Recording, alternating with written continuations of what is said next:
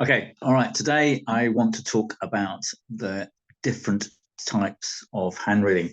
I watched a video by Frederick Herrell a few weeks back, and she was saying, "Oh, there's all sorts of different types of palmistry and so on and so forth." And what I wanted to do was kind of sort of correct that, really, because there aren't different types of palmistry; they're all the same. The fact that they have slightly different emphases is neither here nor there. There's a much better way to kind of understand the scope of the hand reading world if we look at it in terms of the four elements: earth, water, fire, and air. The four elements are something that are really, really important within the system that I use and have been using for 40 years. I'm just trying to see if I can get these images up on the screen here. I think I need to do a share screen. Yeah, so when you have the elements being used as a descriptor of the human experience, basically you've got a very rich language for describing the phenomena that we experience both externally in the world and internally within us. And of course, you know, the elements of the language that comes from the power of nature herself. So we have the ground, we have rocks, we have the sand, we have mountains for earth element, we have the sea, we have rivers and waterfalls and lakes for the water element, and we have the fire, flames, the sun, heat for the fire element, and then space, the sky, for the air element. And these elements are kind of a very potent language for describing everything that we can experience. The entire universe is made up of the four elements: earth, water, fire, and air. And everything in manifest reality is an expression of those four elements.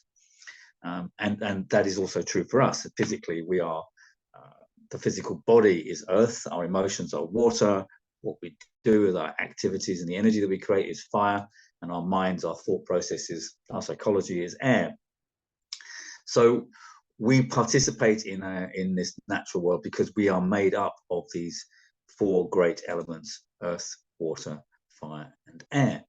And so therefore it's quite natural that when you come to look at something like hand reading itself should be made up of the four elements: earth, water, fire, and air. So I'm going to give a little talk now about how these elements manifest within the subject of hand reading itself, and hopefully you'll better see and recognize the patterns that go on there, and that will describe something as a distinctiveness of the approaches that are taken by different hand readers of different types. All right, so I'll stop the share now, and we'll go into doing the talk, and we'll talk about those things quite directly. All right, so when we look at the earth element is to do with the body. Therefore, the earth aspect of hand reading is that hand reading which concerns itself with the physical body.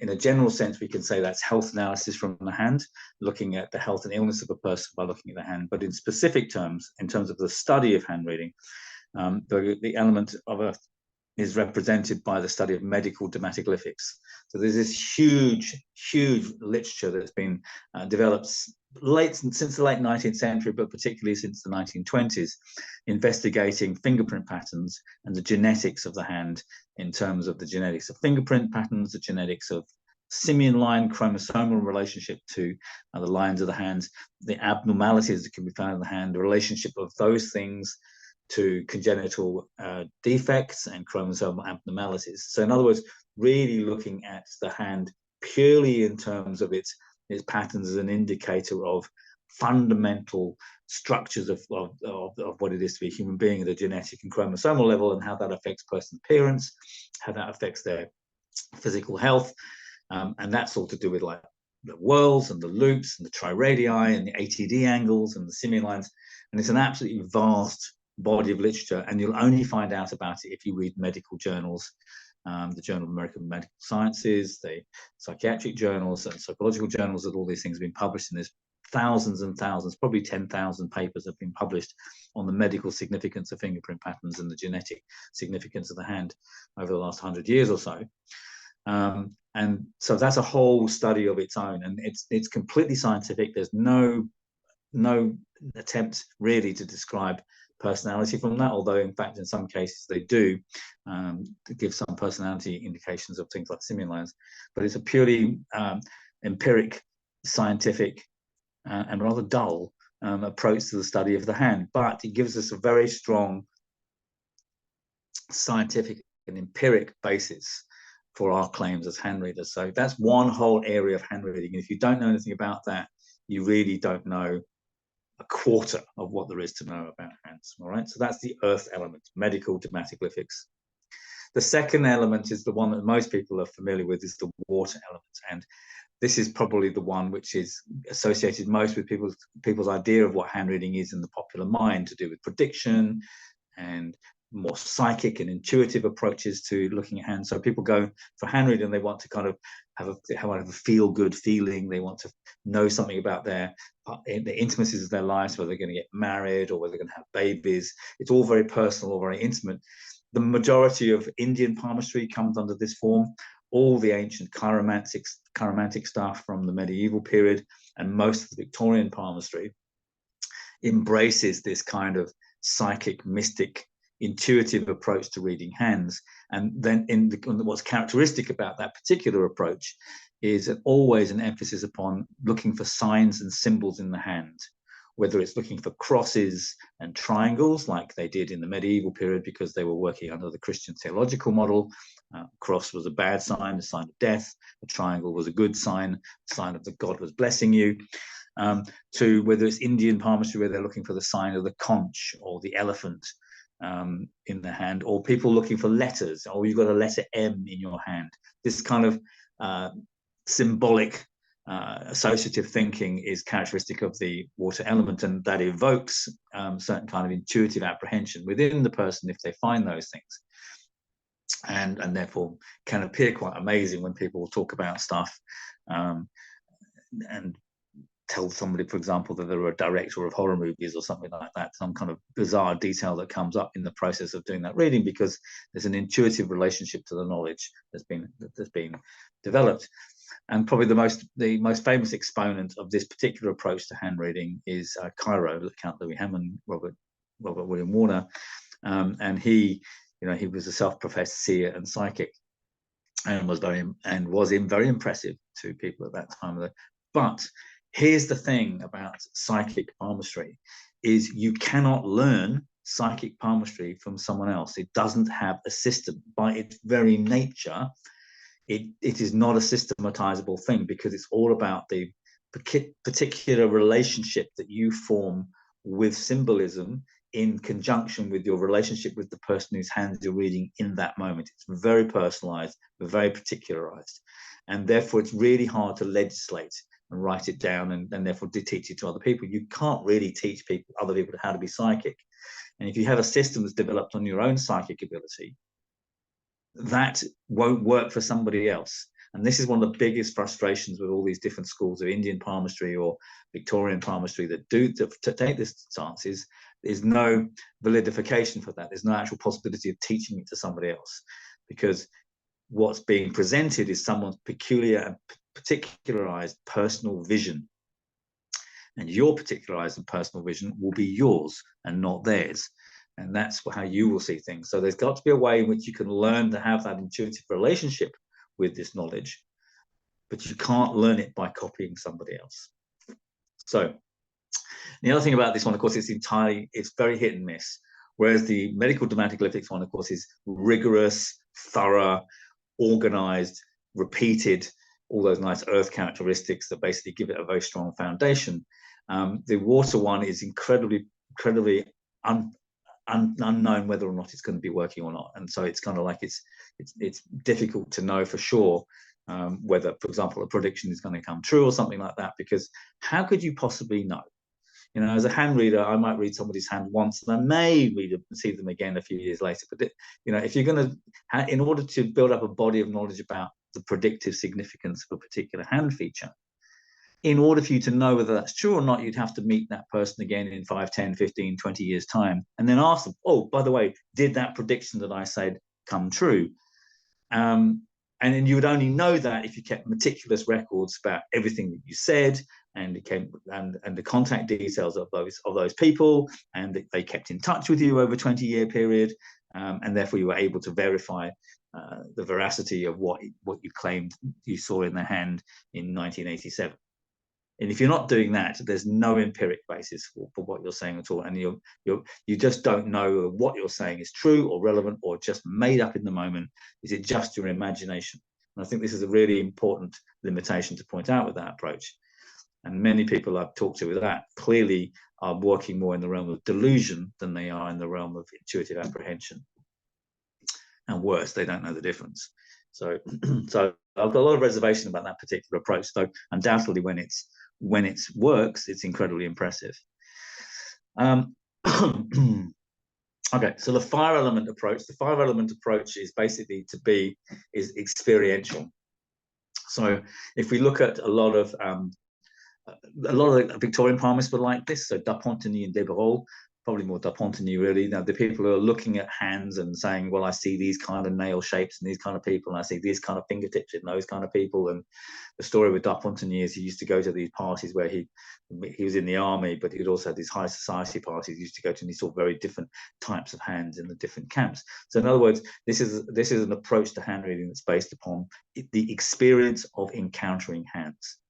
Probably the best exponent of that in modern times are people like Andrew Fitzherbert and Johnny Fincham, maybe Nathaniel Alman, Fred Gettings would be another example as well. Beryl Hutchinson possibly even too.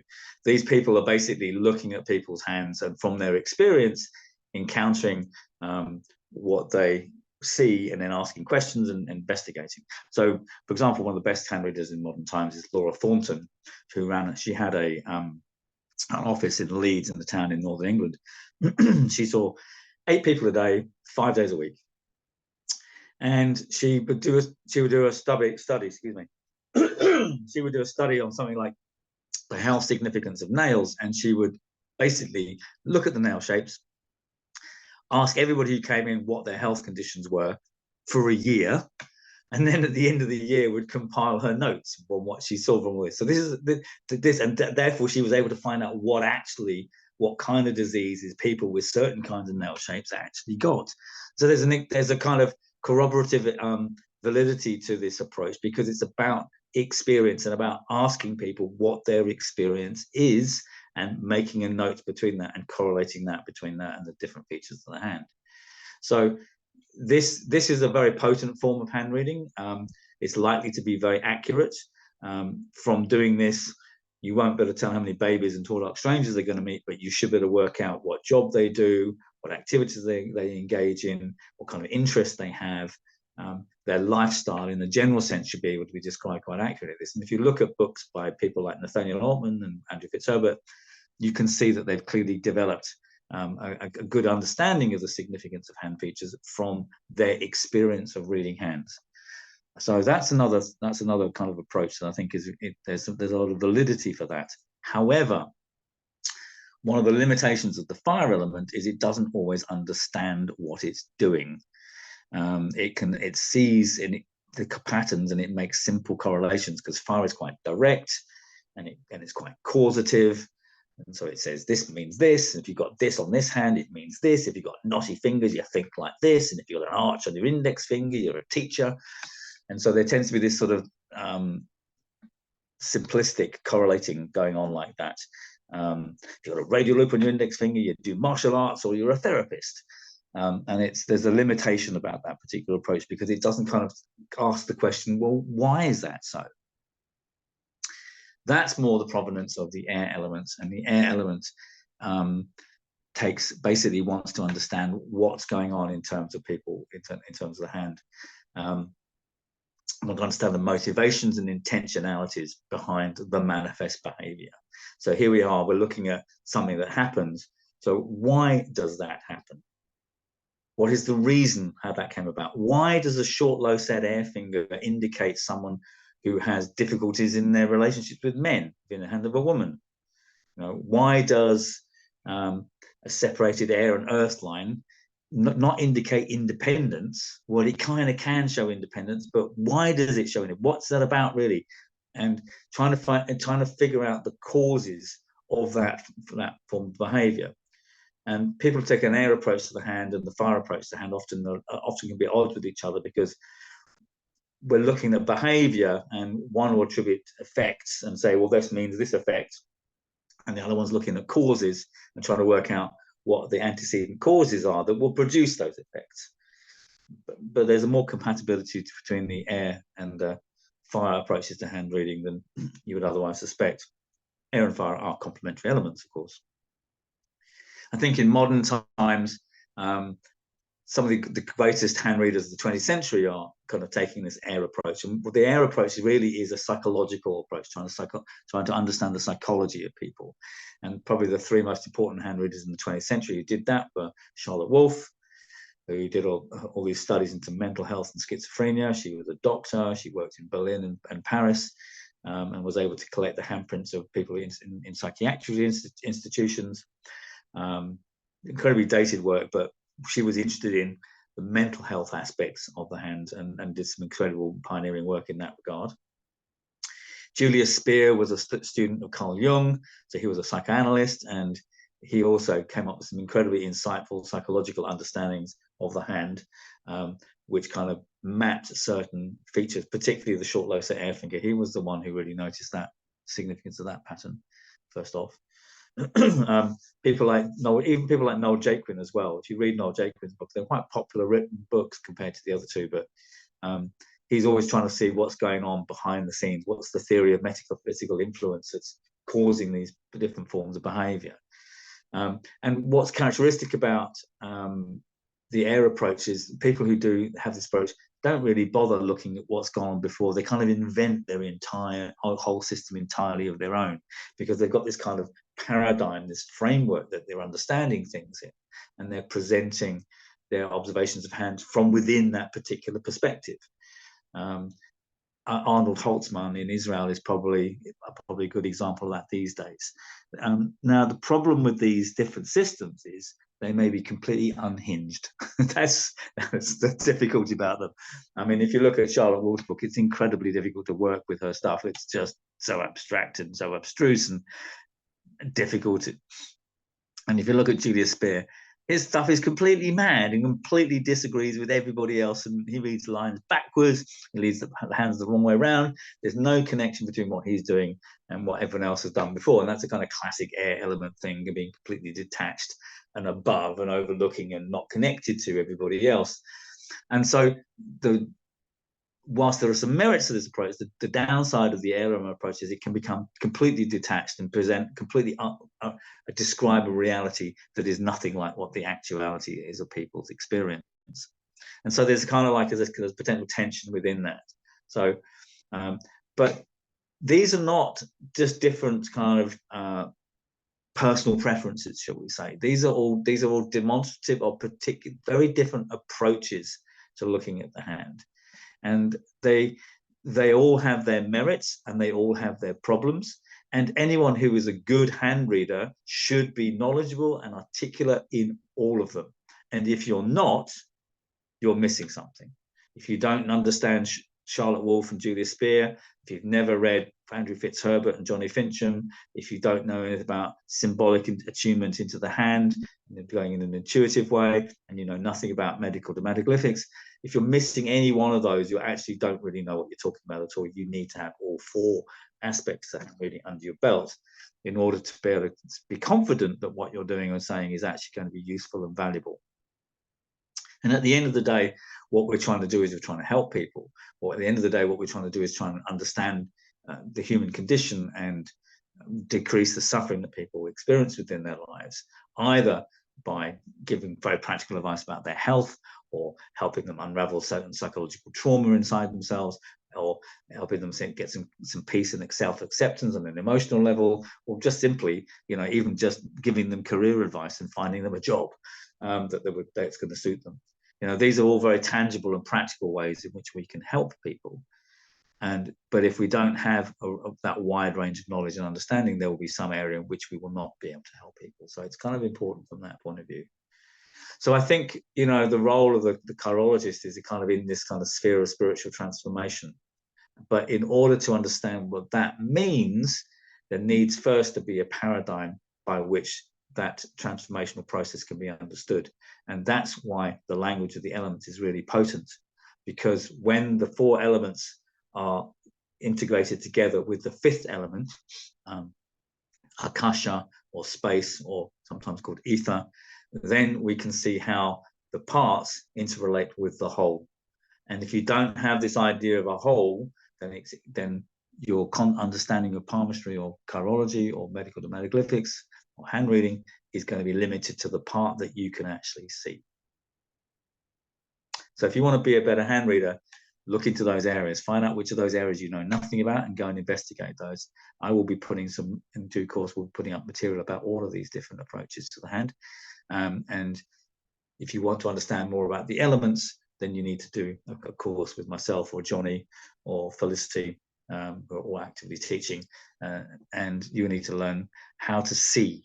So it's not about, hand reading isn't about learning anything. It's not about memorizing stuff. It's not about learning what everyone else has said before. It's about developing insight. And that actually is a spiritual endeavor. All right, that'll do for now. I'm going to go on and do some more stuff now. But, you know, if you like the page, do subscribe at the bottom, and there'll be more coming every day. So we're on a journey here. I'll put some footnotes in about all this different approach in more detail about the 4-element approach to hand reading in the notes below. And I look forward to seeing you all again when you come back. All right.